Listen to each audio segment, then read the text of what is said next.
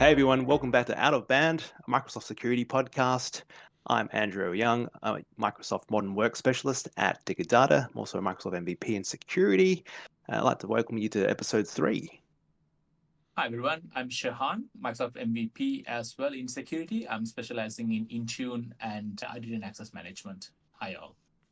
And I'm Anthony Porter, a cloud security architect at Canon Business Services, specializing in the Intune and Defender space. Right, well, today we've got a very special guest joining us. We have Merill Fernando, a Principal Product Manager at Microsoft. Let's hand it over to Hey, Merill. hi folks. Good to be here. Super excited to talk about all things Entra and Graph and security and so on. I'm a customer experience product manager at Microsoft. I live in Melbourne, Australia, and I work a lot with customers, helping them deploy Entra. Mostly large customers. We call them, the S500 customers. So helping them deploy Entra, and then I also work with the product teams to make sure we are building the right features for our customers. Sounds great. And I hear you've just recently got back from some travels there, Merill. Yes, yeah, I spent a whole like a 1 month back in Sri Lanka, my home country. Yeah, and it was amazing times in the beaches and pools and sitting around doing nothing, which was good. Yeah, some great time away. I guess a bit of an icebreaker. What would be one of your dream destinations to visit if given the opportunity? Yeah, so for me, more than one, I have a dream of going to a few. And I found out about this around the world ticket that you can buy, right? So it's like 12K or 20K, depending on the airline they sell them. You get 1 year and you can go up to, I think, 20 or 30 legs, but you can only go in one direction across the globe. And it's amazing. So you can decide which country you want to go to, live a few weeks. And, the work we do can be done remotely as well. So why not, go do that and spend a year traveling and working and experiencing, because I like that way of traveling and experiencing a country than just going for doing the touristy things in a rush, and it'll just feel the same. So I much prefer like a much more calmer way of exploring different countries. Yeah, sounds wild. I'm more of a simple creature. I'm still keen to eventually visit Japan. It's been on the list for at least 20 odd years. Yeah, Japan would Oh, be a nice wow. country. Yeah, still like that, that cyberpunk sort of vibe as well, and of course the vibrant the environments Japan and all the good food as well. Yeah, so Mm. yeah, And Japan is on and my list as well. and the culture and the random deer parks and the bunnies and the Exactly. monkeys and all that stuff. Yes. Yeah. Yeah, I think, echoing that, I'm in the process now of getting a passport, and I think, everybody in the IT industry wants to go to Japan. Probably notable, I drive like a Japanese car, and I quite like on the weekends, I'll often either do things with my car or go to car events where I'm often looking at the Japanese cars myself. Like a bit of photography on the side as well. But no, personally, I think I want to go towards England in the near future. Obviously, when I get this passport finally. But I'm probably a bit nervous about the cold weather, to be completely honest. I'm more of a warm weather body. But no, I think getting out of Australia would be a goal in itself for me. Yeah, yeah. You have worked on the first step, which is good. Yeah, Getting the passport done. Yeah. yeah, that's a process in itself. But uh, if you're born after I think 1986, you need like paper evidence that like your parents were born. And I don't have So after 1986, I had to prove that my parents were born like in Australia, and that just became a nightmare. Like it's just a lot of Wow. paying for other Wow. pieces of paper, but we got there in the end, I think.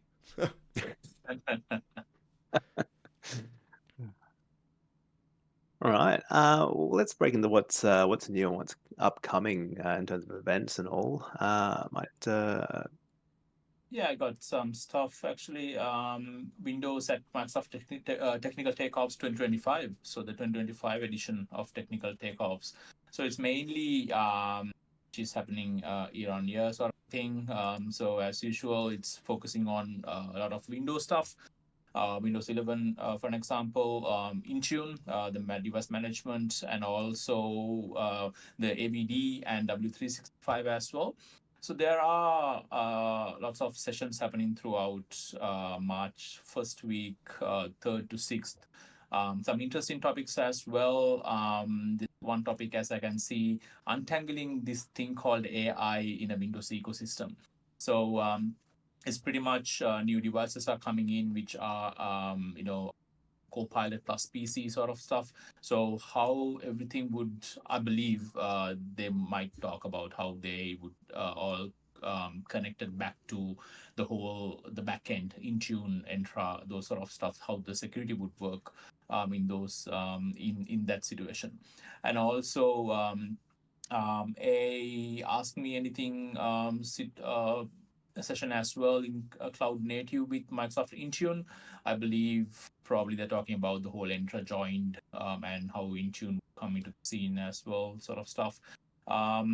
Interesting stuff on the AVD and 360 Windows 365. They're talking about understanding the security management on Windows 365 Link, which I think very interesting because the Link is the new device that's coming in for W365 management login basically. So that can be very interesting. And also skill up session as well, cloud PC management and reporting.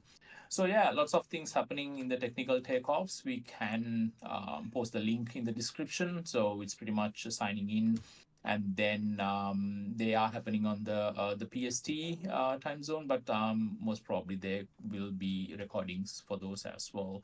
So yeah, looking forward to that one as well. Yeah, and there's also well, coming from last year and towards the end of last year around December, I think there was some in-person events around Entra Suite. There's now an upcoming, or it's actually kicked off, I think, this morning. There's a webinar series around how to secure and govern access for your employees with the Microsoft Entra Suite. So they'll be focusing a lot on the zero trust, the suite itself, and being able to secure that access to your on-prem and cloud resources as well. So that's probably one worth attending. We'll drop the links to that one as well, and you can add that to your calendar. But again, I believe it's in Pacific time, so it's going to be very early for us in Australia. Another one that's very early for us in Australia was Yellow Hat.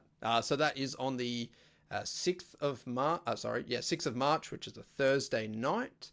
So for AWST, as I am Perth based, starting off at 10 p.m.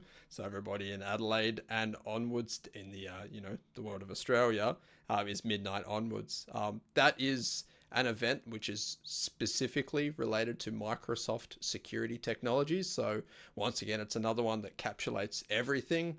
Some of the key events that I can see are blueprints for Defender strategies, how to master the configurations within Defender. I can see uncovering post-authentication attacks within your environment. Also, there's some Ask Me Anythings. So the event is live in Amsterdam. So once again, if you're in Amsterdam, welcome to the podcast. But also the event is live to stream and the tickets are free.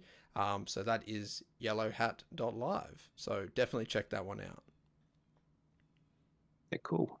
And another thing I just want to quickly touch on before we move on is there is a SharePoint hackathon coming up on the 3rd of March. So following the event that happened in the end of January, where they announced a whole bunch of new designs, web parts and features, and more on the SharePoint agents and so on, they're opening up a bit of a friendly competition for the community to see who's going to create the most amazing looking intranets, best use cases for SharePoint agents, creating custom web parts with SharePoint SPFX. So keep an eye out for that. There's some additional learning sessions and AMAs and so on. But yeah, if you're interested in that kind of thing. We'll chuck it over to Merill. What's new or upcoming in the Entra space? Yeah, so it's something that I think Shehan mentioned it. It's this whole Entra Suite thing that we introduced, launched, I think towards mid or late last year, and there's a lot of interest from customers, and they're loving this capability where you can now do a lot of things with just one product, from identity governance to securing your global secure access on devices like a cloud VPN, being able to use conditional access policies for your on-prem things, and all of it all comes integrated. So you, as a customer, you don't need to buy these different suites and tools and try to put them together, and have an army of consultants to do and set up all these things, because they all need different skills as well. When you think of a network cloud VPN to an IAM solution in identity governance, but Entra Suite sort of brings all of that together, and it's a lot less from a cost perspective to get all of it. So you don't need to keep thinking of, I should get this and I should get that. So if you don't have these investments already, and some even where the customers have these investments, they're like, I'll just pay this one thing and get this entire suite, where it's a lot more easier to deploy all these things in one package and start using these capabilities. It's so powerful for the small and medium businesses, and enterprises are also looking at this capability. So that's one area where everyone is excited, and we are doing these seminars and sessions across the globe in person as well, and they've just started the on the webinar versions as well. So it's a good one for stakeholders to attend and learn, what it does, what it doesn't do, so you can get a better idea. It's sort of like when E3 and E5 came, and they bought this whole, you get Intune, you get conditional access, all of that together in one bundle. Before that, you had to buy Intune P1 and Azure AD P1, and then do all those things by yourself. Now you just get, by one thing, you get all the capability, and you can then slowly deploy them and secure your environment, right? Which at the end of the day is what we're all trying to do. I guess for those at home who aren't aware as to what is included in Entra Suite, obviously you've brushed on the capabilities of, further managing hybrid environments and on-premises environments. I guess for those that are new to what Entra Suite includes, can you give us a rundown of what that is and where that applies within the environments? Yeah, so Entra has been rolling out lots of different products. As part of why we changed the name from Azure AD, because it didn't make sense to call it Azure AD, because it's no longer just a directory. We added this capability of uh, global secure access, which is a cloud-based VPN. You can have visibility into what the users are doing in your devices, where they're accessing. And it's also a cloud VPN. So, you used to buy VPN hardware devices, deploy them and manage them and all of that. Now it's just a cloud-based VPN. So you just pay the license and you get a cloud VPN, and you can just install a controller on-prem, and you suddenly have access to all your on-prem services. You just install the software on one server, and you have access to all of your on-prem apps, all protected with conditional access, with MFA. And then even if you're accessing cloud solutions like SuccessFactors, Salesforce, you get visibility into that. You can do web filtering and all of that. So global secure access brings that capability. Identity governance brings the whole governance. So how do you life cycle manage your users? Like, when a new employee comes in, how do you send out the email, the temporary access pass? How do you make sure they, you do that life cycle? Then when they move between departments, or when they leave the company, how do you make sure they lose access to everything, right? So all of that's built into Entra's identity governance, and it brings in all of that capability. We have identity protection, which brings you, risk-based conditional access to protect from if someone's password is leaked, to get that. So you have all of those capabilities, and they even threw in Entra Verified ID, which is you can do like when someone calls the help desk, how do you know if it's really your employee? So Verified ID lets you do a face scan in real time, and then it checks and says, okay, this person who's calling help desk is actually Andrew, or it's actually Shehan, and then it will allow the user to go through. So it matches it against maybe a driver's license or some other government issued photo, and it verifies that it's that same person. And then support help desk know, right? So you can stop those social engineering attacks. And also you get like this whole suite of these capabilities all for like, very low than if you were to, buy these things separately.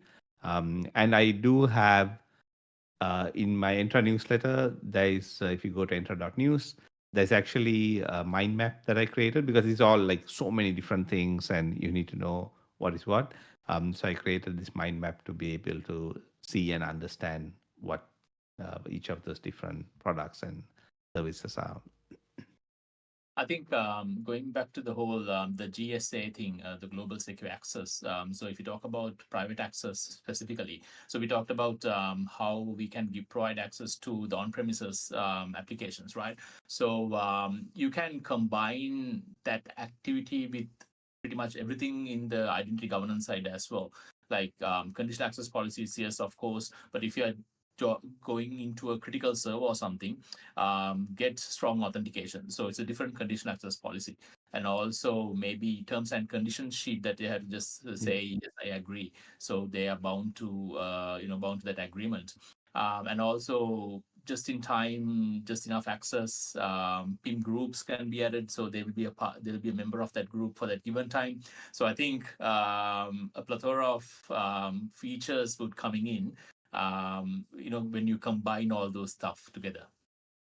Absolutely. Yes.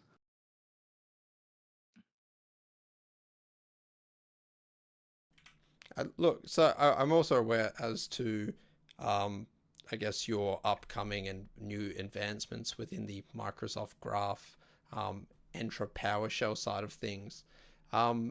Look, do you want to give a quick rundown as to what those are, how those eventuated? Yes, yeah. So with Graph, we have actually announced that Azure AD PowerShell, MS Online PowerShell, they were deprecated last year, but people are still using them. So we can see in our metrics that it's still being used by some very large orgs. The retirement is coming up now this year. And when that happens, those services will be shut down, and whatever scripts and things that people have, that they've written, they're all just going to stop working, and it can cause outages, right? Like maybe someone doesn't get their new identity created because they were using the script to do that stuff. So it's going to cause a lot of noise. The reason we are doing it is all a lot to do with security, because those endpoints were built like 12, 14 years ago. They don't have all the latest security features built in, like continuous access evaluation, which is if there's a CA policy that says you need to be in a particular IP location, and say you're connected and you're working fine, you're calling the PowerShell commandlets. The moment you unplug and you connect your Wi-Fi at home, let's say, which is a different network, the connection is immediately disconnected. Graph, the token is immediately invalidated. Normally with OAuth, it's like a 1 hour token that's valid and you can be using it. But with security features like continuous access evaluation, even if you disconnect, it sort of immediately detects that. You don't get any of that with the old Azure AD Graph, right? So there are lots of other capabilities, newer ones that are coming, like token binding, when someone steals a token and puts it on another device to keep those from working and so on. You get all of that only in the new Microsoft Graph. So that's the reason why we are investing so much in improving Graph PowerShell. And we've also introduced this new Entra PowerShell, which I'll get down to in a little while. And what we are doing now is there's actually going to be a scream test running this month. Your tenant might have already got it or not, but for a period of like 4 to 8 hours, we are going to shut down MS Online, the API endpoint. So if you have scripts running, they're going to break. And the reason is we're giving you a chance to know where it's in use. Because when you go to lots of companies and tell them, hey, you're using MS Online, they go like, I don't know, where is it running? Like, and no one knows who's written a script and what what it's doing. We can only tell that someone signed in and they are calling this API.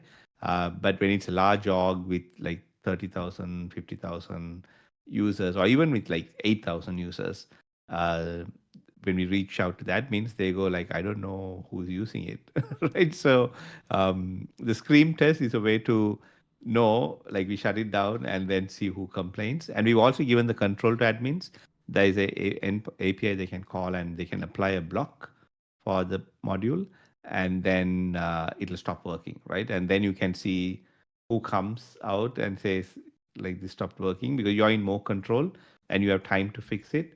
Because come, I think September, it'll be shut down, and then you don't have time, right? It'll be like an outage, and it could be something important, right? What if you are in a hospital and you have some really important critical scripts that are running, that are doing that? So we are being very careful. We've given like the 2-year notice. We are now like more than a year into the notice period. So we are doing all we can to raise awareness and get people to move over to the new PowerShell modules. No, brilliant. I think you mentioned that you wanted to potentially share the presentation with us. Yes. I'm happy to cut over to that if you want to show us that. Cool. Yes, absolutely. Right. So as you can see, Azure PowerShell is what we had before, and it called this old endpoint called graph.windows.net, which is Azure AD Graph. So we're actually deprecating all of Azure AD Graph and the PowerShell modules that go with it. By the end of this year, they are going away. They'll stop working. So even if you have built apps that call these, they're going to go away. But the neat thing with Azure AD PowerShell, it was very easy to use. It was hand coded by people. There's a team behind it. They were writing commands, so it supported all of the PowerShell capabilities, like piping and so on. But it was always limited, like I told you, like it didn't have all the commands. Then we introduced Graph PowerShell. Now even this is like almost 10 years old. Graph API, and Graph PowerShell is at least 5 years old, 5+ years. So it has 100% parity. So every 2 weeks, they have a new Graph PowerShell module being released. I think even yesterday there was a new update, because Graph is always evolving. And the catch with that is ease of use is not the same as this. For people who are used to it, who have learned it, who have gone over the hump, they'll go like, it all makes sense. Like I know how to use it. But for those who are used to Azure PowerShell, there's still a learning curve that you have to go through. And that's the reason why we sort of came up with this whole concept of Entra PowerShell. So Entra PowerShell is actually not a competing, it's not an either or with Graph PowerShell. Entra PowerShell actually builds on top of Graph PowerShell. So when you install Entra PowerShell, you'll actually get some bits of Graph PowerShell installed as well. There's a dependency of the module. But what it aims to do is it aims to make the life of the Entra admins easier. So the things you are used to, like piping and so on, they are now available in Entra PowerShell. So that's the whole reason behind this. And this is like a quick demo of that, but this was done when it was in pre-release. So you no longer need to add the allow pre-release.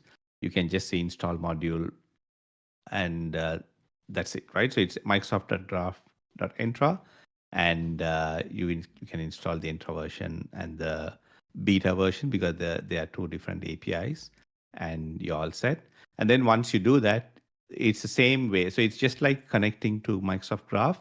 You would say connect Entra, and it actually calls connect Graph under the hood. So you can do that, and then you can do things like get Entra user. Where you said get Azure AD user, you would now say get Entra user, and you'll be able to get that. Now, a neat thing with Entra PowerShell they've done is you can enable this command called enable Azure AD alias, and you can then start using the same commands you were used to with Azure AD PowerShell, right? So there will be small changes in the API. Some of the things are not there in Graph, which you had in Azure AD Graph. But for the most common scenarios, the commands should just work like they did before. So this helps you if you have an old script with Azure AD PowerShell that you already written. You are in a much better starting point where you can just use that to run your script without Azure AD PowerShell. So using the new Entra PowerShell, your existing scripts can still continue to work, maybe with some tweaks in them, and it'll work that way. So that's how you can sort of get through that flow, right? So you can just to give a demo, right? So I'm showing that okay, I have Azure AD installed. I'm just going to uninstall the whole Azure AD PowerShell. And the neat thing is Azure AD was limited to Windows, and I'm on a Mac, so you can even now run the commandlet, all the new stuff, even on a Mac or on a Linux device. So this is just to show that I've uninstalled Azure AD PowerShell, but I'm going to enable the alias commands, right? So once I do that, now my old commands of get Azure AD user, they still now continue to work. And it's now calling Microsoft Graph instead of calling Azure AD PowerShell. And yeah, so that's the capability. So it sort of builds on each other. And I mean, I can go into all these demos, but it makes things a lot more easier as well. It makes it more neater. So in Graph, the advantages of Entra PowerShell over Graph is when you say get MG user and you say, okay, get me the department. If you see in the first one, the department, it returns just an empty thing because Graph limits the default properties. They only select like 5 or 10 basic properties about a user. Whereas with Entra PowerShell, we went through and brought the same experience you had in Azure AD PowerShell. So the common things you're used to, like department, will now just work. You don't need to say select the fields in, and you start getting those values, right? So Graph only returns 10 properties by default, and Entra PowerShell returns 64. It's a lot more usable than what you had in Graph, because remember, Graph was made for developers, so they optimized it for we shouldn't just return everything unless the developer actually asks for those properties. Which for an admin is like, I need it all the time to do my work. Like, why do I need to say select and pick those things? And Entra PowerShell does that. So it's all about improving that experience. So Graph PowerShell doesn't support pipelining yet, but Entra PowerShell does. So you can say get Entra user, pipe them in, and do that. So yeah, so it's all this nice quality of life improvements you have. Unfortunately, you can't do all of that with the Intune side of things, but but you can use Entra PowerShell where you can. So for admins who need to do these quick things every day as part of their job, Entra PowerShell is a really nice experience. And there's actually a dedicated team who are building it and adding more of these commandlets over time. So you get the best of both worlds. If it's the command is not there, you can still call Graph PowerShell. And if the new commands are there, you can get a better experience with them. Yeah, so that's Brilliant. I've got a question. I'd say what do you? So I think ending on from where you said teams that do common tasks with space, obviously it's a lot faster than what it appears to be, because I can obviously see that things are happening within seconds, whereas I know Azure AD would take a little longer. What do you think some of the common tasks would be that are achievable now through this functionality? Yes. So in Graph, there's a lot when you come and when you're an Entra admin, there's a lot of auth related things. Setting up the authentication methods. When you're rolling out MFA, you need to import the numbers in and so on. So Azure AD PowerShell never had that, right? And I was telling you how I was clicking and copying things across. And you do have those capabilities now in Graph. So as part of the whole deprecation, there were lots of bits that MS Online, you wouldn't believe, still had, which you didn't find in Graph because they never ported those commandlets to Graph. So over the last year, the team have been doing a lot of work because they know we were shutting down these endpoints this year. So they did a lot of work to bring over all those commandlets across and close on there. So it sort of made it more equal with these. And the other neat thing is you get a lot of these other advantages, like the Graph X-ray module that I built as a hackathon, where you know what you do in the UI, right? You can go to the UI and you can, how do you create a new Intune compliance policy or a configuration policy and, enable the Windows firewall. You know how to do that in the UI. But if I ask you, need you to write this commandlet, you'll go like, okay, I need to find out now what the API is, what the parameters are. I need to open up the docs and find out what setting is what. And Graph X-ray lets you do that. And all of that is because of the Graph API being all generated, right? Because it's not handwritten, it's not like manual process. It's one REST API and the code is generated. So GraphX is able to look at the REST API calls that are being made in the portal, which is like a Chrome extension that I built with in a hackathon. You install the Chrome extension, go to the portal, do things, and then you can hit save and you can see the REST API calls go in the browser. It will convert that into, if you want PowerShell, it'll convert it to PowerShell for you. And you'll go from, within a few seconds, go from doing stuff in the UI to having a script with the commandlets and all the parameters. And you have a ready-made script you can now use. And all of that's made possible with Graph, right? Because it has that whole ecosystem built in and it's all auto-generated and, it's all from the machine. So it's fixed names of parameters and commandlets.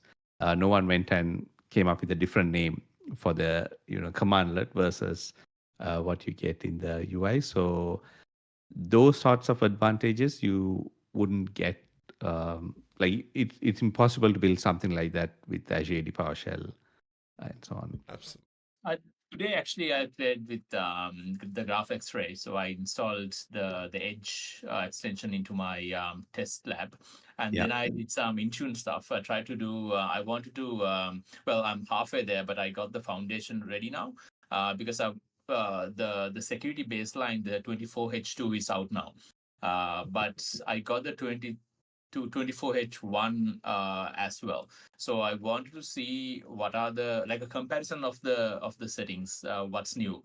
Of course, if you look at the UI, you can say again check those stuff. But I thought maybe, okay, can Graph give me those information? But I was just a bit struggling with the command and the script that I want to run. But so the first thing I did with the Graph X-ray, I went to the policy and I just clicked onto the policy, and as you said, it just generated the command that I need to run. So I think I'm almost there now to get those two, IDs of the policies and do a comparison. Be a bit more creative with that end, but yeah, I can say it's a very neat tool to use to get the stuff done easily. Yeah. Nice. Yeah. I'm just going to stop the screen share if that's okay. Yeah. Get you all back on. Yeah, so that's the reason how I came about building it, because I had to, when someone asked me to do something, like even a simple thing, like if I tell you I need to create a new group and make it a dynamic group and it should look for this value, and you'll go, okay, where do I start? Like, what's the command and what's the parameter for that? I know how to do it in the UI, but I don't know how to convert that into a script, because maybe you need to create like 100 of those groups. And that's why the usual before Graph X-ray was we would press F12, go into the dev tools, look in the network stack and see what API it was calling.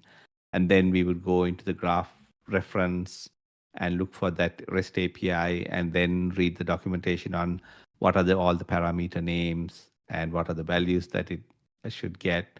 And even then you would go like, but if I give this, I don't know what the value should be. Like you can create a complex query, right, in the UI, but how does that translate into script?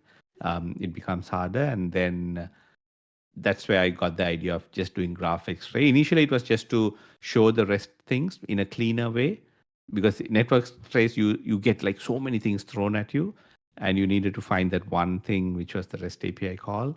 So initially, we were in the hackathon was just to highlight those, And then someone said, the docs if you have seen the graph docs, we have different tabs for PowerShell, C Sharp. You would have seen that. So all of that's generated using a backend API that Microsoft uses. That's called the DevX API. So we went like, there's already that API. So where you send it the REST call and it converts and gives you the language version. So we thought, let's try that. Let's send it to this and get the PowerShell and C Sharp or whatever language you want. And that worked neat. So it just became like a much more powerful tool based on that. That's brilliant. No, I think from what it sounds like, Graph X-Ray in itself is a way to bridge the gap between skill sets. Obviously, if you're not absolutely playing in the code space the whole time, it gives you that Yes. middle ground to at least, even be that helping hand where you're looking at code and you're not sure what it's even saying. Obviously, you can chuck in some sort of GPT Yes. or in Yeah. Copilot to head start, but I think even just bridging the gap into skill, obviously something that's achievable with. Yes. Yeah. With the now that we have Copilot and Chat GPT and so on, it's a little easier. You can now go and ask it, and it can give you the sort of the similar things.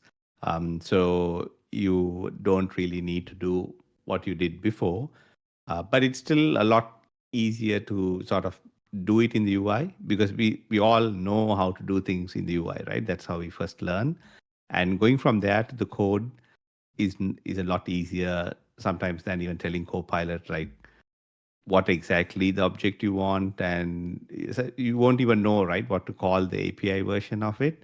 And the last time I checked, it was still hallucinating a lot because it was like, there should be a commandlet with this name, but it doesn't really exist at the moment. Yeah, yes. So is that through GitHub Copilot as well, or just a regular Copilot? I've tried with the Chat GPT one. So the GitHub one is a bit more grounded on actual GitHub code. But that's the catch for me, someone like me, because I work on new features. So there isn't really any code existing for these commandlets. So GitHub Copilot can't find some of those. So the most of what I do is half my day job is like learning the new features that are coming in Entra and sharing that with my customers, getting feedback and so on. So I don't have the luxury of existing commandlets. In fact, I write some of the samples and things which the Copilot and others then use to learn, and then they share those, right? And what the rest of the community does, all the MVPs, the scripts that you write, is what is used for training them, right? Like, and if you don't write it, it doesn't really get in there. I think same thing happened to me with KQL recently. I want to find out if at all if there's a policy. So firewall was blocking something. So the Windows firewall. So we had the Windows firewall policy set up as well and some rules. So I wanted to find out which rule is blocking. So I thought maybe okay, the fancy way would be going with the KQL. But KQL didn't have that exact answer.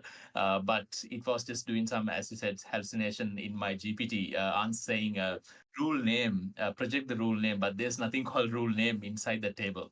So yeah, so I think similar story when it comes to the the GPTs and the things that we want to find with the coding. Yeah, there'll always be a bit of hallucination. But I mean, I'm sure in a little while, all of that's going to improve. I don't know if you've seen the new Google Studio, and they have this vision thing. So it can look at your screen, what you're doing, and then give you a response. So I'm thinking instead of graph X-ray, you go do things in the UI, and it should be able to look at it and like someone standing next to you and telling you, right, yeah, you did this. Here's the PowerShell or the KQL way to do this. Yeah. Right? So those are going. That's going to be. I'm looking into the future. I see things like that happening. I Yeah. think I spotted that on LinkedIn where someone was using it to like you would put in a standard prompt such as I think they used the example of put milk in a shopping cart at this store and purchase it for me. And what would happen is it would fire up a virtual machine or some sort of agent Right. browser and go through the steps, detailing the steps, but also doing the steps themselves. Right. But Yes. yeah, there's some capabilities coming out, which look, it's exciting. It's exciting to be able to see that a lot of the, I guess, the mundane is starting to look a bit more upbeat about with some of the technology that's coming through. Exactly, right? Like we had to wait for APIs. Like even what we're talking about today, graph and things, and we have things in the UI, but you need to call the API. But like you were just saying, right? If I tell the agent and it can go into the Entra portal, it doesn't need to learn the language. It doesn't need an API. The agent can just click through and drive and do things. And I can just tell it, create 100 groups. Here's the CSV with what I want. Take that and create these groups from me, and it'll just do it. That Right? You don't need to learn the poor agent. API. But no, absolutely. But it's the future that we are all going to see, right? And I guess as consultants and others, like that's going to come, and you're going to be like you'll be more productive. You can do more things than like previously took you like 2-3 days to write the script, and maybe in the future, like 2-3 years, maybe even earlier than that, you'll have an agent that can do that for you. Yeah. Run out of things to do. Nah. Everything will be no. You can write about it. I can write about it. Yeah, that's it. True. No, that's brilliant. I mean, I think just, I guess, on the topic of things that you've been able to build and develop, I probably just want to bring up Maester. Obviously, that's something Right. that I've personally used recently. I've looked Nice. at that. How did you come about Maester? Yeah, so Maester, the origin story for that was a customer who had a conditional access policy. Someone made a change to it, and they didn't realize that it had been changed. So they thought for a year, one of the security policies was in effect, like that it was enforcing that all guests, need to be signed out every 24 hours. Because guests can come in from any device, right? Maybe the airport, wherever they're signing in. So they wanted to make sure that the session timed out, because it's not like they're on a managed device where you control everything, right? Anyone can steal the token, some malware could take the tokens, and then suddenly an attack has access into the tenant as the guest. So they had this policy like every 24 hours, guests should be signed out. But for over a year, that policy was not doing anything because someone went and changed the group or deleted the group or they did something. So the CA policy was there, but the group was gone. So it's like they thought it was enforcing it, and none of the guests went and told them that, hey, I'm no longer have to sign in every day now. It just works for me, So convenient. right? And none of them were guests, so they didn't know that this was happening. So that's what sort of came to me. Like I always want to bring as a I came from a dev background, so in dev, every time we release a new feature, we need to write some regression tests, right? Like, is the code doing what I expected it to do? And even when I was an admin, where I was working at Telstra and so on, we wanted to bring in this rigor of, if you do a change, you need to validate that the change actually went in. But also, how do you make sure that the change is still there? So you write some tests to make sure that verifies that setting I changed, is that thing still on? And we would do these tests. And I wanted to bring that rigor to ops, right? Whether it is Intune ops or Entra operations teams with the cloud, because now it's all in the cloud. It's not VMs. You don't have snapshots that you can back up and restore and things like that. And the settings can change. So that's where the idea came. And I wanted to build something that would make it easy for admins to get into this whole DevOps. So it was two-pronged. One is to make people more familiar with the whole DevOps concept. It's not a developer-only tool. It's good for admins as well to write these sort of automation and build out the regression and make sure that the change you set is still there. And that's how it started. I reached out to Fabian, one of the MVPs in Germany, because he wrote something for Sentinel. He wrote some pester tests for Sentinel configuration. And he said, yeah, let's do it. And we started, hacking away over the weekends. And yeah, so we built this out, and it ended up coming out really well with the report that we created, a custom report, because Pester is meant for devs. So when you just run it, it gives you this whole red. Every time a test fails, like the console prompt is filled with red, and you need to go and figure out which one of the test and what it does. And it was not very usable. So we built a custom sort of a nice reporting way to see what passed and what failed and so on. Yes, and then it's now become like this big thing with so many people contributing, from CISA tests to SIS tests. And now whenever someone sees something and they go like, you should never have a policy like this, or you should never have this setting, people are contributing tests so that you can write the test, and now it's running against your tenant every time, and it'll tell you if you're meeting that best practice. So it's a way of coding. Yeah, I think of it as people taking their best practice and their knowledge and then sharing it into like one place and building something bigger that can be used by lots of folks to secure the environment. So, and it being open source is one of the other neat things, that everyone can contribute. They can take it and build their own thing, and if they want to contribute back into it. But we do need more Intune stuff. So Yeah, we I do think need to add. I think I've been messaging you in regards to the Intune bits. What I was working on way back in the days. Yeah, no, Yes. I think I took it as like there's so much reactive security that goes on that Maester was almost like a a lantern in the dark of proactivity, where Yeah. you could think that you set something a couple years ago, but it's still there. Is it still in place? We've got like Correct. infrastructure language that has a state file that makes sure that it remains that file. There's Yes. other open source projects like M365 DSC, desired Yes. state configuration, which once again, the DevOps, you can Yeah. consistently check that your environment is what it should be.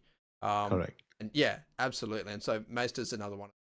Uh, those shining lights of Yes. Yeah.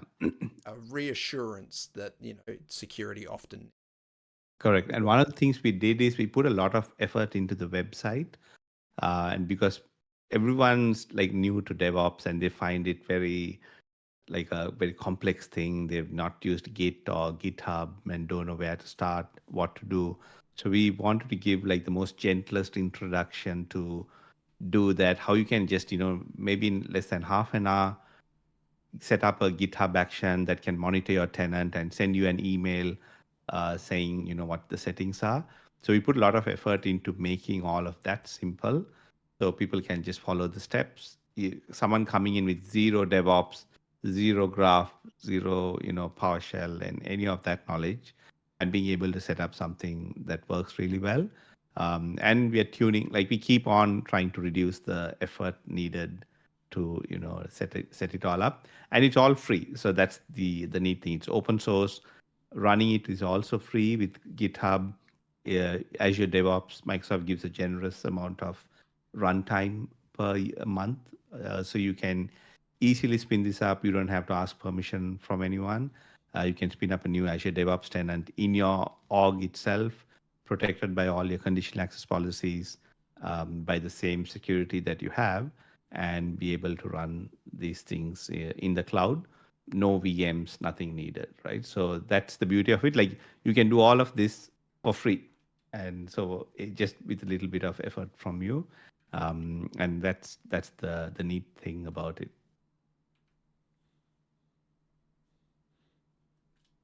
I was going to say I've got a couple more questions that I can shoot you, but I'm also uh, cautious of talking the most and talking.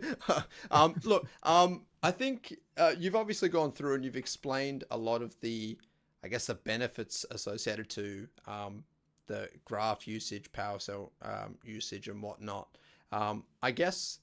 Do you have any information in regards to, I guess, what goes into the thought process behind the build of that? Obviously, we're moving up in the world and it's modernizing what was previously, I guess, a byproduct of requirement. What goes into the thought process of developing it? I guess a new way of doing something that, you know, the old don't fix what's not broken situation, where obviously this wasn't broken, but it wasn't necessarily optimized. Right. So you're talking about the Entra PowerShell or Yeah, just Entra features PowerShell, in sorry, general? yeah. Yeah.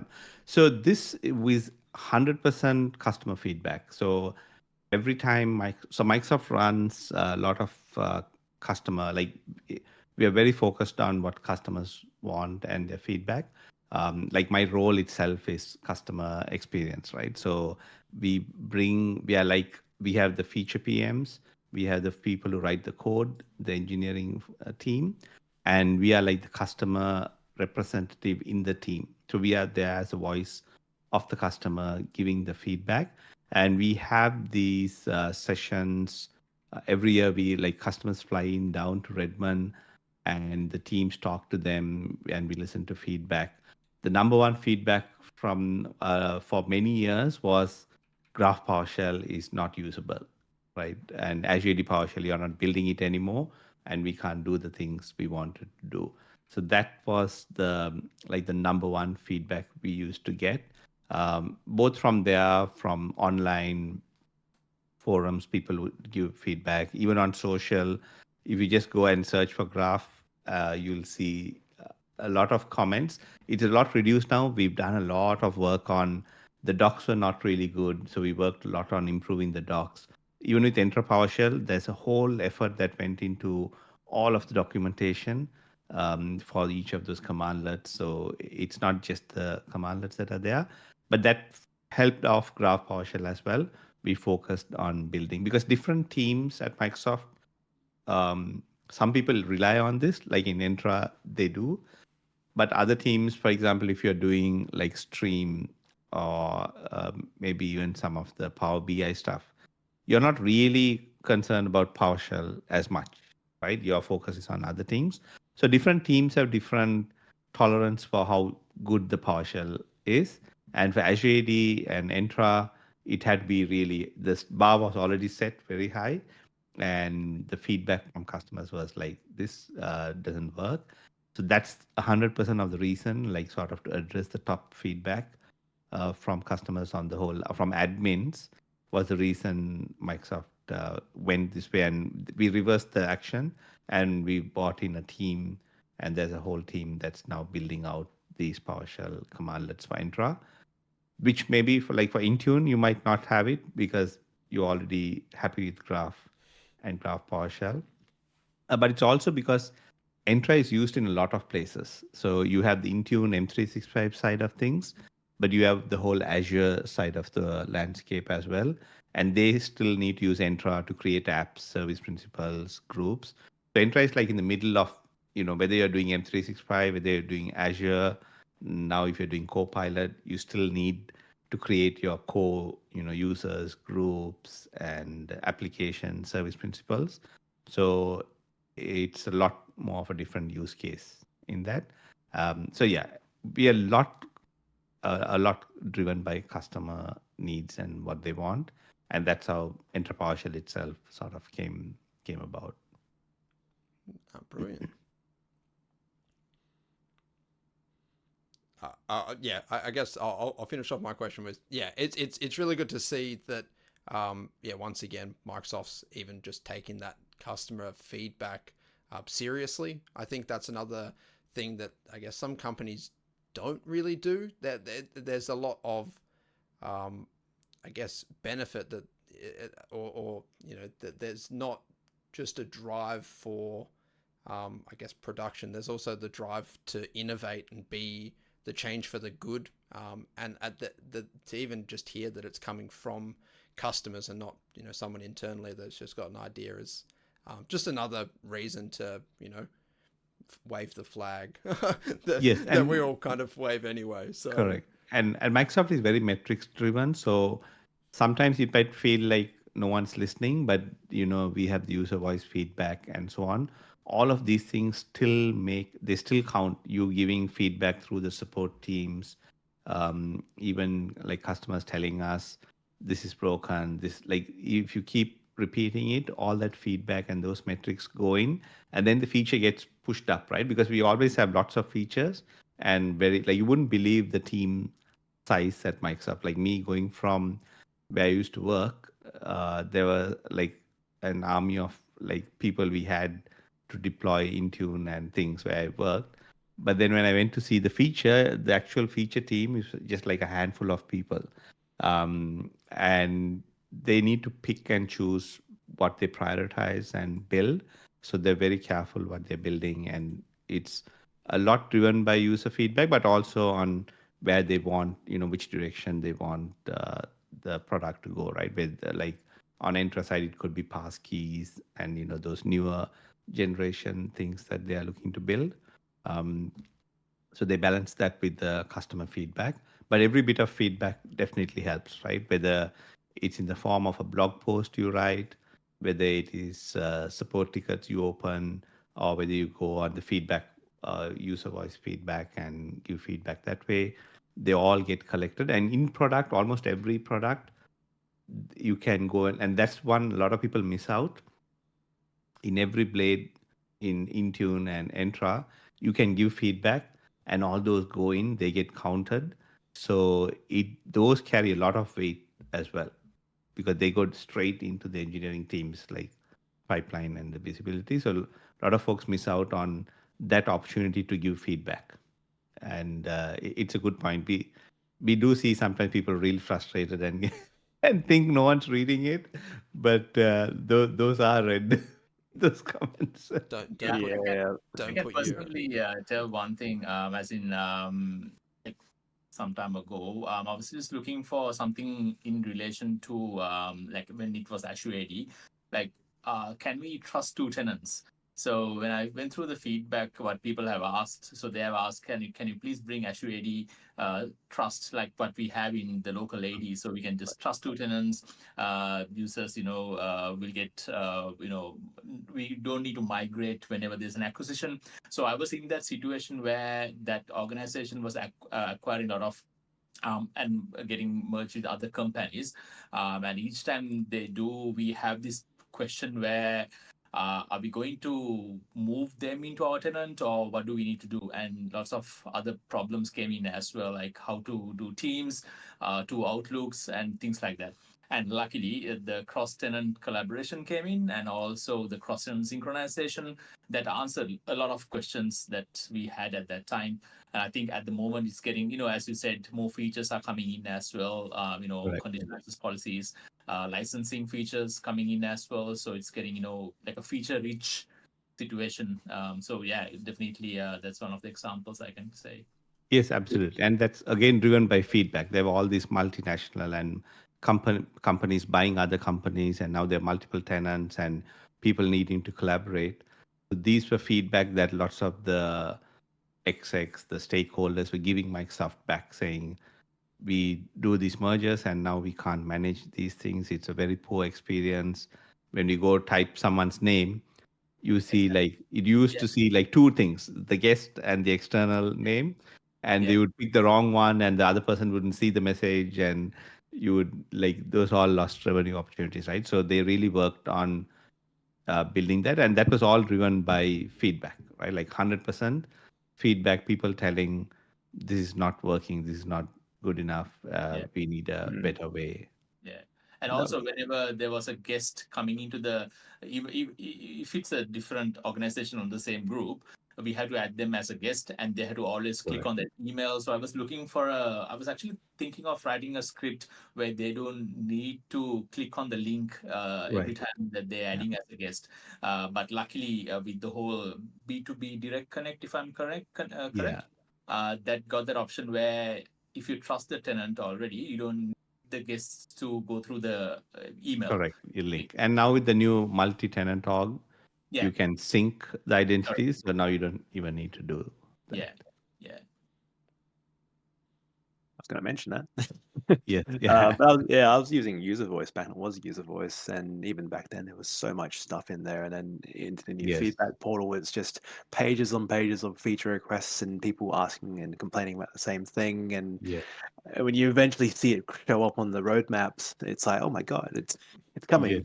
Yes. Yeah, I was going through the roadmap like every week to see what's this Azure AD Trust is coming on, and then that was during the COVID times, and I saw the times was extending. It was like I was like, oh, it's never coming, but it was in the roadmap, so that was the hope at that Yeah. time.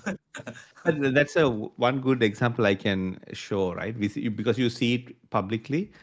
They had to go back to the drawing board twice with that feature. So today, one of the remnants is still there. There's this feature called cross-tenant. You were telling something called direct collaboration is Yeah, still there in Entra, and we built it first for Teams. And the plan was that was how it was going to work. So that doesn't sync identities. Identity still lives in the same tenants, but with direct collaboration, you're actually creating a trust between the right. tenants at yeah, like a system level, yeah, and you were able to search and find people in the other tenant. We were not syncing Yeah, users, yeah, but the problem was we built that. Teams then added the capability for that to work. So in Teams, you can have these private channels. You add someone shared in, and channels. the shared channels, and sorry, yeah, shared channels, and they Yeah, can come in. But the problem is we wanted now everyone to use it, right? Like whether you're using Workday or Salesforce and others to build it, and even in Microsoft SharePoint and all of that. But we soon learned no one wanted to like write additional code to support this feature.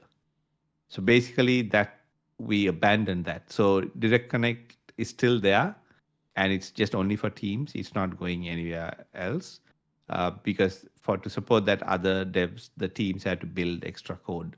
So no one wants to do it, even if it's like not happening within Microsoft. No external person is also going to do it. So they went back to the drawing board and then came up with the guests already working, and why not make that better? So they brought in this whole sync capability, which just syncs the thing and you yeah. do it, right? So sometimes features get all the way to GA and then it doesn't work out, and we have to change tack and try something else. So this is where you can see how it's hard, right? Because in Microsoft, each team, Intune, like various teams have their own priorities, and you like when you're building something, you need to make it easy for like everyone to adopt, right? If and then even you want third-party developers to start using it. So MTO and the sync is really good because even without devs doing anything, whether it's ServiceNow or success factors, they guest compare things will still work, and you'll be able to search and build that capability that way. And it's basically multi-way as well, though, as in you can just connect more than I think different ways that you can connect the tenants. Correct. Yeah. Yeah, yeah, Yeah. We give topology guidance now. You can have a hub tenant, so you can put all the identities in one tenant and sync them out. So yeah, that's like a hub and spoke model. You can have a mesh model, various things, right? Like you have groups of companies where there's a big company that owns multiple other companies, and then you need to sort of allow them to access each other, yeah, right? And there are so many in Australia itself, right? Like we have this big like Kmart and I think Coles and others. So like they're part of a bigger group of companies. So you have that with like any company today with the mergers, and even definitely. smaller companies buy each other and end up with multiple tenants. Yeah, yeah, Yeah, yeah. a lot of the Exciting. larger organizations, that seems to be the way they're going forward, is buy and then eat up, and then there's obviously needs to be that streamlined process on the eating up process, so that everything kind of merges, because it's the people that get eaten up that are caught in the crossfire of teams not being able to communicate outside of one tenant to another.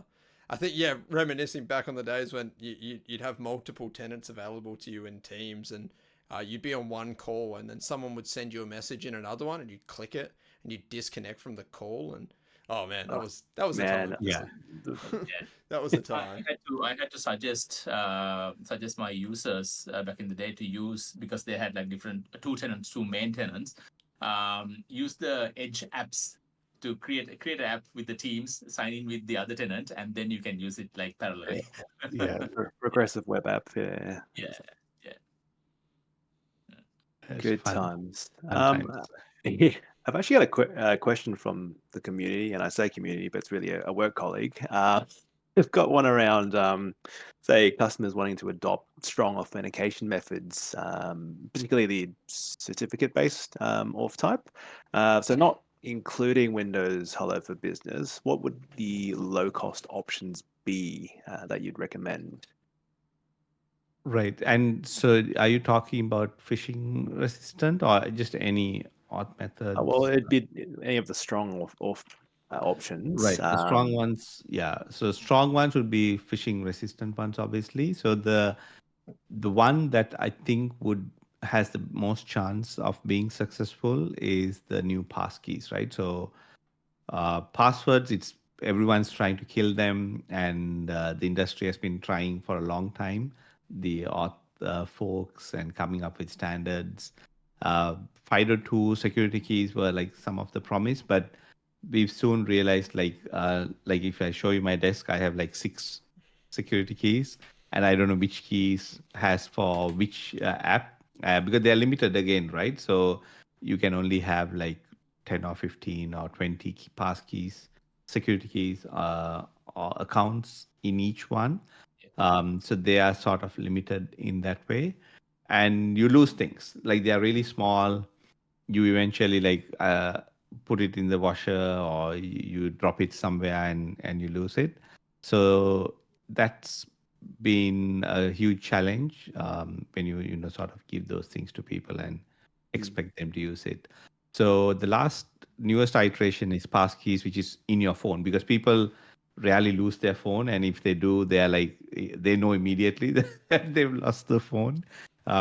So it's not something you like even keep at home and come, right? The chance of you doing that is very low. You would even go back home to get your phone, right? No one goes anywhere without the phone. So passkeys on the phone would be the most cheapest and the best way to do it. It's still a little early. There were lots of standards compliance needed because it needs everyone to work together, right? From Apple to Google to the browser vendors to the app and the OS people who build the operating system, the password managers. They all need to work together, and there's still lots of tweaks they keep doing.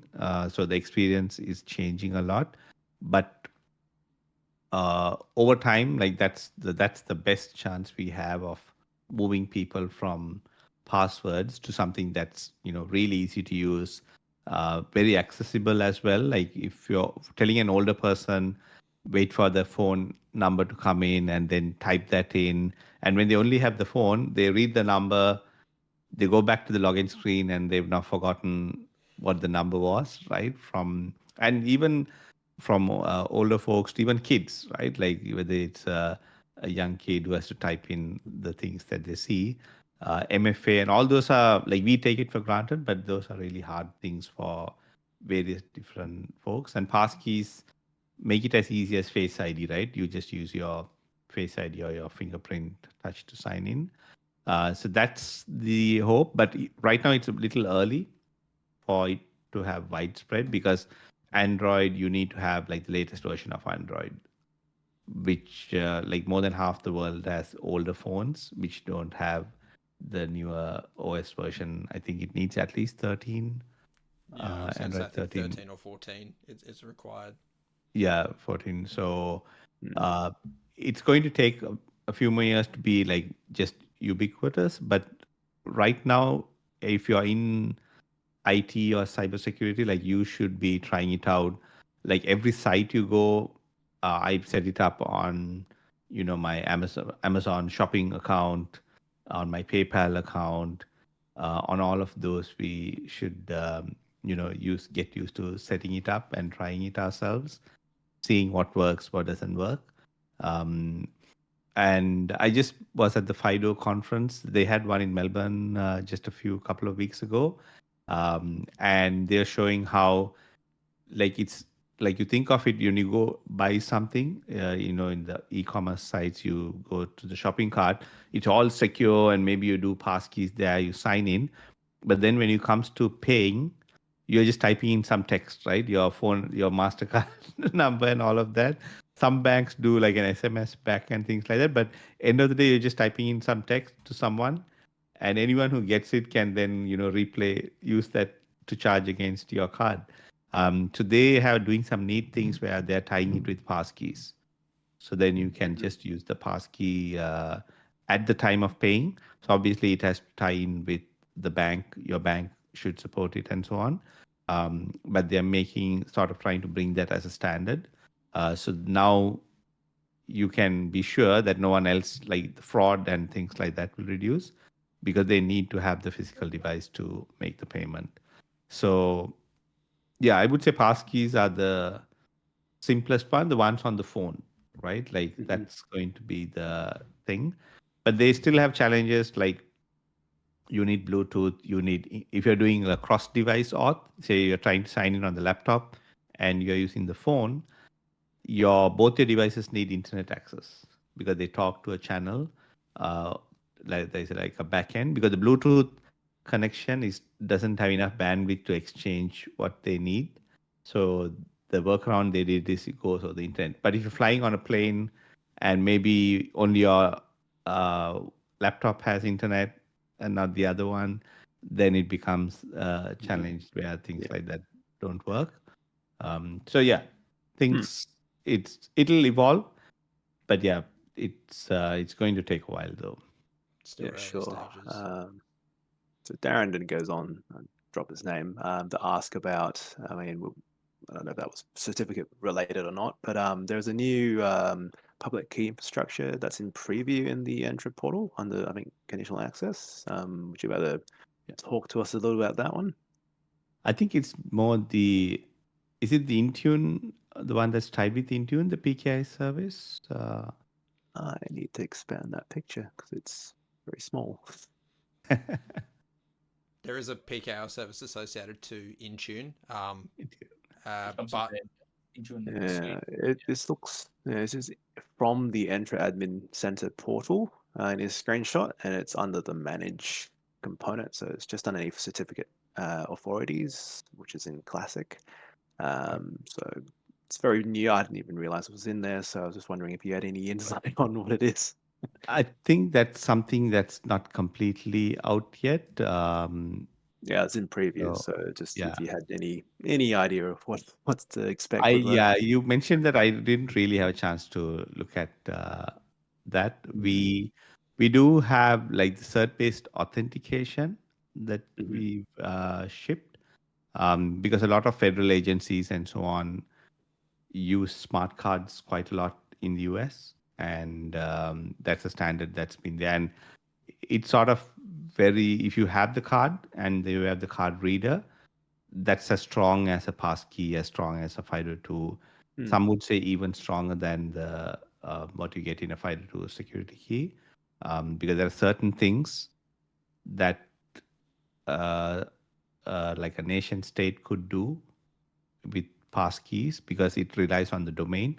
It matches the domain because the domain is put in the passkey in the security key. So if there's a way someone can change the domain, if there's like a man in the middle, and like the whole DNS infrastructure, if they control, then they can say, yeah, I'm Microsoft.com, and your device would think that it's Microsoft.com if they control the DNS. Which with the cert-based auth you can't do that. It's tied to the key. So yeah, we have support for cert-based auth in Entra. That's where a lot of the capability comes. But we didn't really have a PKI as a service, if that's what you're talking about. The only one that's live right now is the Cloud PKI in Intune, which is used. For all of the Intune side of things. I don't know if you have got a chance to try it out on the Intune side. I haven't I haven't personally. no. Yeah. But I think it's one of those situations where we're slowly working through our suites and the capabilities within the suites. And I think rather than quickly looking at all of them, we like to, I mean, personally, I like to get real deep into one specifically, go, all right, I figured this one out, and move on to the next one. Speaking I of know a suites, big like, customer, yeah. In Australia, like they're using it because rather than standing it up on-prem and managing it, it's a lot more cost effective for them to just get the service and deploy through that. So speaking of suites, so in the Entra Suite, there is an item called verified IDs, and that kind of sits alongside, I guess, those smart cards, I guess. Yes. Yeah. Yeah. That's a neat one. So this is the verified IDs, like in Australia, MyGov and others. It's based on this open standard of a decentralized identity, and you cannot use it to sign into Entra yet, but it's mostly used in scenarios where someone calls the help desk, and you need to know that it's your employee, not someone else. So when they join the company, like you give them a physical card, you can issue them a digital card to the digital wallet in the Authenticate app, and then they can use that for doing things like that verification when they call maybe the help desk and so on. Verifying that's actually your CEO asking for those Apple iTunes credit cards. Yes. Apple. I thought we were getting like, nah. I Yeah, got a I different mean, email.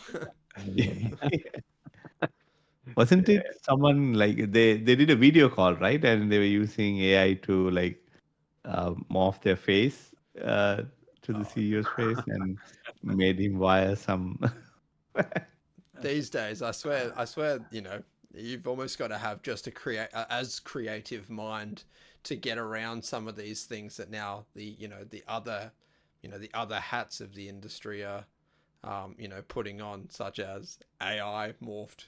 What is it? Deep faking people's identities to essentially spoof what you are, who you are, etc. It's I scary. mean, it's becoming very hard even for us, right, to tell the difference. My kid, like the other day, I was talking about fishing, something I was presenting, and he later came and said, "Oh, my teacher taught me about fishing today," and like he's like 6 or 7, and in school they're already being taught like this is what phishing is, and when you're signing into your Roblox account and whatnot, this is what you need to keep an eye out for. Oh, look, I like that. Look, I don't want to, like, be that one that spreads fear, right? But I think when you've been in the security side of things for a while, you start to realize that, a little bit of fear is probably not the worst thing in the world. But I like the fact that it's being brought up early, because I think that the more vigilant you become and the more you're aware of its existence, you could, that little, 6, 7-year-old could spot something like that that's happening to, the older generation, which these days are probably the more targeted than the others. And even if if that's how we need to combat it, and it needs to be the over vigilant 6-year-old that spots the 60-year-old that's on the phone to Microsoft. That if that's how we got to combat it, then let's go, right? Like, it needs to be a part of the curriculum. But they pick things up so quickly though, so it's probably crazy. the best idea, right? And Department of Education Victoria doing a pretty good job versus other that's true. states. The other countries are losing their Department of Education.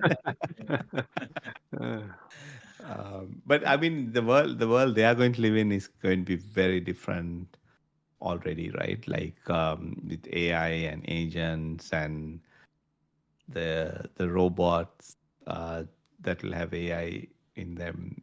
It's a different experience. Yeah, for sure. yeah, it's an exciting, like I feel we were lucky for us, like me living through the 90s, like the world before the internet, now the internet and all that. Like if I were living in the in the olden days, I wouldn't have survived. Right, like someone who can barely run. Yeah. You've died of dysentery. Yeah. I was born in the 90s, and I swear my knees are already given out. So yeah, I couldn't imagine any further back. Your back starts going. Oh mate, I think as soon as you have a kid, your back starts going. It's like as soon as one happens, the other one happens. Oh dear. I mean, we mentioned AI and all this other stuff, and I guess one of the other items in Entra Suite is obviously the Entra ID governance. And one of the really cool things that's just dropped in the last few months is this adaptive protection. And have you dabbled much with that, Merill, where it ties into purview and risk and other factors to then adjust conditional access?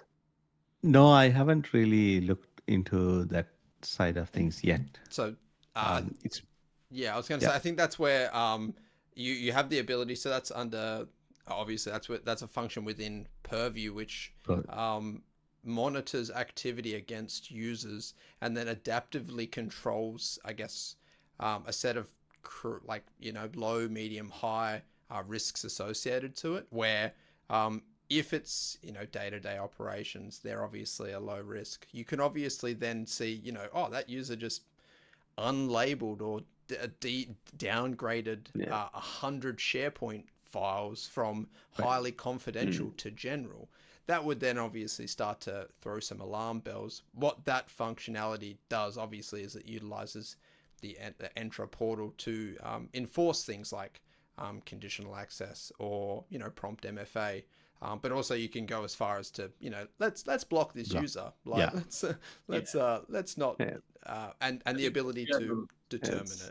So around insider risk management, and so once you detect what kind of threshold of risk that they pose, and it can tie into user and sign-in risk as well on the Entra side of things. But it's a really powerful way of enforcing, hey, you're locked out completely until someone can actually verify what you're doing. That's definitely one that's it's bridging together this so threat many things, protection right? and data security, and with everyone talking about AI now, it's the purview side of things is still pretty important. I think last episode we mentioned and shared so Ray Rays. I don't know if you worked with him. He had he created a infographic around the data security posture management for AI. And just last week or so, he's updated his purview deployment card. And I was actually working on something similar. Then I saw him publish that. I was like, went away because it's inferior. But yeah, that then leads into things like the securing by default and with purview and then protecting against oversharing. So like Copilot deployment blueprints and so on. So it all ties into the identity as well. So the same thing which I want to mention, because identity is everything these days, right? If someone compromises the identity, that just loses basically the attacker would win. So protecting that identity from anywhere possible would be the key game these days. So I think from data side, from from Intune, from the device end, from the application, so everything just matters when it comes to identity. I think we call it defense in depth. Correct. Yeah.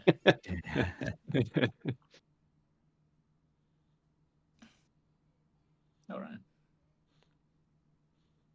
So I think we're approaching the wrap up of things. Look, first, I just want to thank Merill. Honestly, thank you for coming on, being our first guest into the podcast as well. Obviously, we've got grand plans, and to have someone of your, I guess your caliber is, it's we're very appreciative. Yeah, really appreciate what you do to the community, everything that the tools that you are creating. I personally have used some of your tools, some of the websites which when I want to get reference from or to tell someone, okay, you can use this. This is a very helpful one. Mr. being one of them as well. So yeah, thank you very much for that, for educating everyone.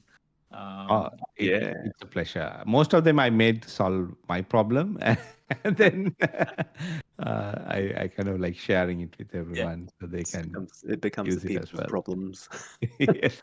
Another thing, like most of the audience might not know, is Merill kind of led a little bit of a myriad of people flocking over to Bluesky.app.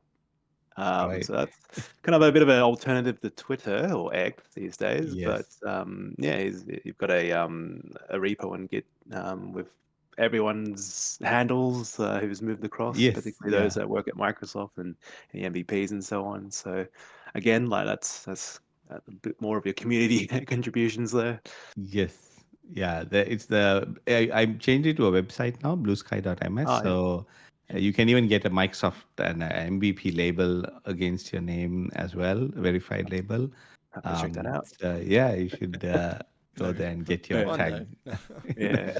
But otherwise, like, how else should people look out for you on socials and the interwebs? Yes, exactly. Did you want to? I guess we'll close it out. Where can people find you? Oh, I'm mostly these days like on LinkedIn, and I have YouTube as well. I post there sometimes and then I forget about the channel. But yeah, it's on YouTube, Merill at Merill X. And I'm spend a lot of time on LinkedIn and Blue Sky as well. So if you go to Merill.net, you should see all my like the blog posts and all of the different things I have there. So yeah, that's where I am. Brilliant. No, it's awesome. Thanks again, Meryl, and thanks again, listeners and viewers. And we'll catch you next episode. Take care, everybody. You are. Cool.